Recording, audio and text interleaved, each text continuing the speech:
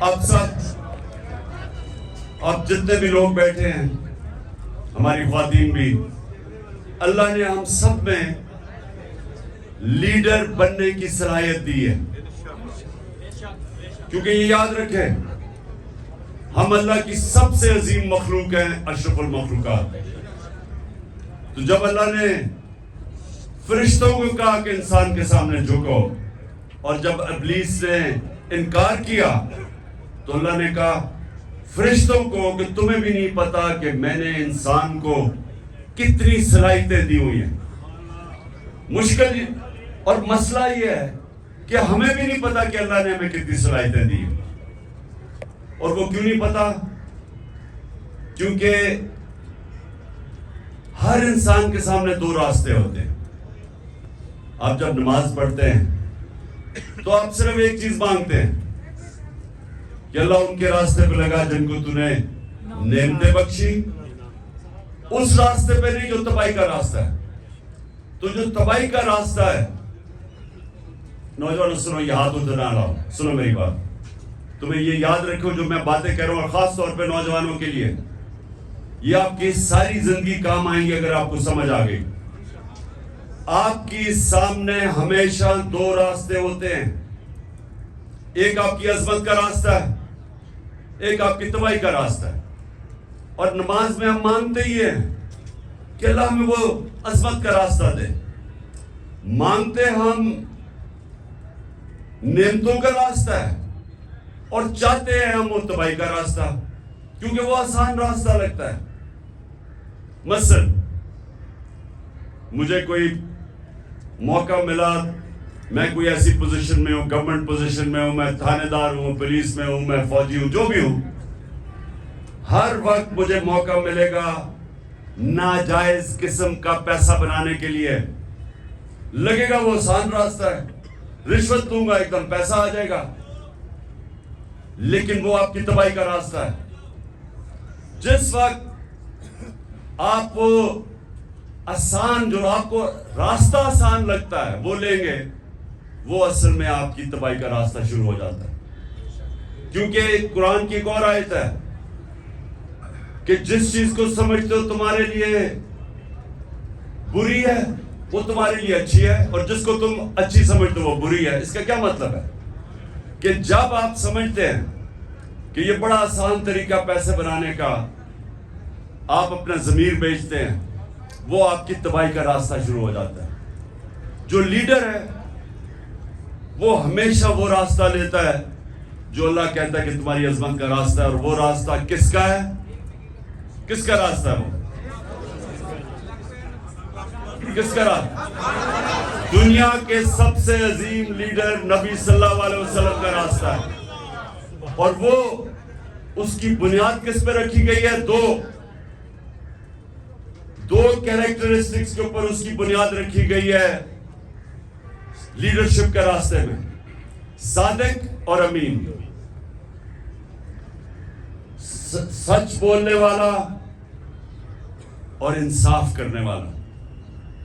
یہ دو کوالٹیز ہیں لیڈر کی۔ جو بھی آپ میں سے لیڈر بننا چاہتے ہیں یہ یاد رکھیں، آپ کو یہ دو چیزیں، سچائی، جھوٹا لیڈر نہیں ہو سکتا۔ جب جھوٹا لیڈر ہوتا ہے تو وہ لندن میں جو بھاگا ہوا وہ بن جاتا ہے۔ لیڈر سچ بولتا ہے۔ سننے، روزہ کھلنے والا ہے۔ سنیں، میں نوجوانوں کے لیے کہہ رہا ہوں، یہ آپ کی ساری زندگی یہ میری باتیں یاد رکھنا۔ اگر آپ کی پرواز اوپر ہونی ہے، اقبال کا شاہین بننا ہے، جس کا بڑا نام ہوگا، جو اپنی فیملی کا بھی نام اٹھا دے گا، جو دنیا یاد کرے گی اس کو، وہ نبی صلی اللہ علیہ وسلم کے راستے پہ چلے گا۔ صادق اور امین، سچ بولنے والا۔ اور قرآن میں ہے کہ اگر اپنے ماں باپ ان کے خلاف، اپنے خلاف بھی اگر آپ کو انصاف کرنا پڑے، آپ انصاف کریں۔ اتنا زیادہ زور اللہ نے انصاف پہ دیا ہوا ہے۔ وہ لیڈرشپ کی، جب ایک لیڈر انصاف کرتا ہے اس کی عزت ہوتی ہے، اور لیڈر عزت کے بغیر لیڈر نہیں بنتا۔ تو یہ آپ نے باتیں یاد رکھنی ہیں۔ کئی دفعہ ہوتا ہے جی وہ میرا دوست کہہ رہا ہے تو چلے میں جھوٹ کا ساتھ دے دوں، میں سفارشی کسی کے لے لوں. جب آپ کسی کا مثلا آپ ٹیم سلیکشن میں سفارشی لے کے آتے ہیں تو آپ کسی کا حق مارتے ہیں. جب آپ حق مارتے ہیں اوپر والے کی برکت نہیں آتی، کیونکہ سارا کامیابی تو اوپر والا دیتا ہے. تو اللہ جب دیکھتا ہے کہ کسی کا کوئی حق مارا ہے، بدنیت ہے انسان، اس کو کامیابی نہیں ملتی. تو میں نے صرف آج آپ کو یہ کہنا تھا نوجوانوں کہ لیڈر دو چیزوں کے اوپر اس کی بنیاد رکھی جاتی ہے. صادق اور امین، سچا ہوتا ہے.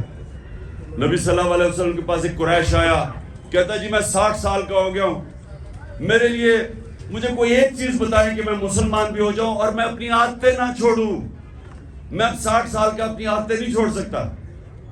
تو انہوں نے کہا اگر ایک چیز مسلمان ہونے کے لیے ہے تو سچ بولو. سچ میں بڑی طاقت ہے، کیونکہ اللہ الحق ہے، اللہ سچ ہے. جب آپ سچ بولتے ہیں تو اللہ آپ کے ساتھ کھڑا ہو جاتا ہے، آپ کو وہ طاقت ملتی ہے. وہ کہتے ہیں کہ انگریزی میں کہ one moral man is an army، کہ ایک سچا انسان ایک فوج ہوتی ہے، کیونکہ اس کے پیچھے اللہ کی طاقت آ جاتی ہے. اور دوسرا یہ جو انصاف کرنا ہے، یہ یاد رکھیں کہ وہ ایک ابن خلدون کا اس نے کہا کہ میرا تجزیہ ہے، بہت بڑا عالم تھا، کہتا میں نے جو سارا قرآن پڑھی ہے میرا تجزیہ یہ ہے کہ اللہ نے انسان کو زمین پہ بھیجا ہی ایک وجہ سے ہے کہ انصاف کرو، میری زمین پہ انصاف کرو. یہ دو چیزیں یاد رکھیے نوجوانوں، ان دو چیزوں پہ کھڑے رہو، آپ کی معاشرے میں عزت بڑھنی شروع ہو جائے گی. گاؤں کے اندر ایک لوگوں کو پتہ چلے جی وہ آدمی ہے، جو بھی مسئلے ہوتے ہیں وہ ادھر پہنچ جاتے ہیں ان کے مسئلے حل کرنے کے لیے، وہ سچا آدمی اور صادق اور امین ہے. سارے گاؤں اس کی عزت کرتی. نبی صلی اللہ علیہ وسلم کی نبوت سے پہلے سارے مکہ کے لوگ جانتے تھے کہ وہ صادق اور امین ہے. ابھی نبوت نہیں ملی تھی، لیکن یہ خطاب تھا کہ وہ سچا اور ایماندار اور امانت دار آدمی ہے. اس لیے یہ یاد رکھنا کہ دنیا میں اوپر جانا ہے. اچھا یہ سچ بولنا آسان نہیں ہے، مشکل ہوتا ہے، طاقتوں کا سامنا کرنا پڑتا ہے. آپ کے اوپر یہ جو گھر کے اوپر حملے ہو جاتے ہیں، ٹیئر گیس شیلنگ ہو جاتی ہے، لیکن یہ کوئی فکر نہیں، کیونکہ ہمارے نبی صلی اللہ علیہ وسلم نے بڑی مشکلوں کا سامنا کیا تھا. لیکن پھر ان کی جو آج عظمت ہے، اس لیے ہم آج جان دینے کے لیے اس لیے تیار ہیں کہ ان کے کیریکٹر کی وجہ سے کہ وہ رائے حق پہ کھڑے رہے اور آخر میں ساری دنیا ان کے ساتھ ہوگی. دعا کریں گے اور پھر انشاءاللہ روزہ کھولیں گے.